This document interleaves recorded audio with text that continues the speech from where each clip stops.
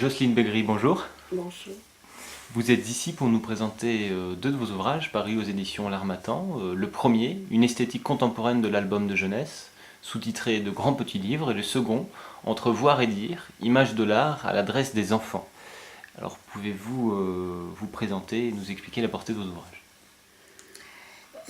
Donc c'est d'une part une interrogation sur le statut, la nature, la valeur des images proposées aux enfants et des textes aujourd'hui à travers les albums dans un contexte mass médiatique le plus souvent fait de simulacres.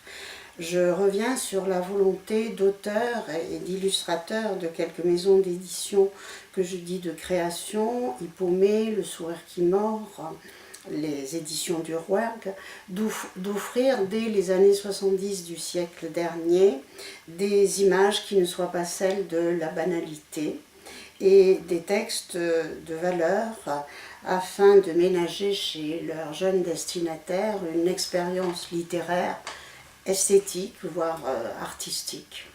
On ne peut comprendre la richesse et la profusion de la littérature en couleur aujourd'hui adressée à la jeunesse sans revenir à ce moment fécond, fondateur. Et c'est ce à quoi invite le premier livre, Une esthétique contemporaine de l'album de jeunesse, de grands petits livres. C'est d'autre part dans le deuxième tome, donc Entre voir et dire, l'exploration de l'explosion éditoriale en matière de livres d'art pour les enfants et qui ont connu les années 90. Livres d'art, objet poétique d'un genre nouveau, création à part entière, ces livres invitent à l'écouter voir. Ils ne cherchent pas à former le jugement esthétique, ni d'ailleurs à cultiver un consensus culturel, mais à susciter, à travers une présentation originale et créative des œuvres de l'art, le plus souvent de l'art moderne et contemporain, la créativité même de l'enfant. Dégagez-vous du coup quelques lignes de force. C'est essentiellement la cohérence d'une esthétique, sa puissance, indissociable de choix poétiques et pédagogiques. Elle engendre un esprit d'enfance tout à fait caractéristique de notre époque et esprit d'enfance qui tout à la fois en résulte.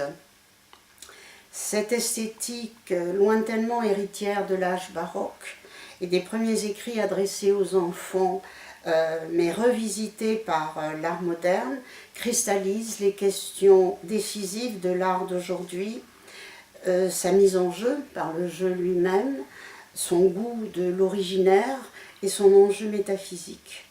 Elle débouche sur une forme contemporaine de sublime que je vais analyser et dans lequel se conjuguent une pensée de l'art et une pensée de l'enfance qui témoignent de leurs affinités essentielles, c'est-à-dire de l'idée d'une amitié originelle entre l'enfance et l'art. C'est elle qui donne lieu à de grands petits livres qui, à partir de l'infime, du ténu, du simple, suscite l'émotion esthétique et réinvente l'essence du grand et celle de l'art.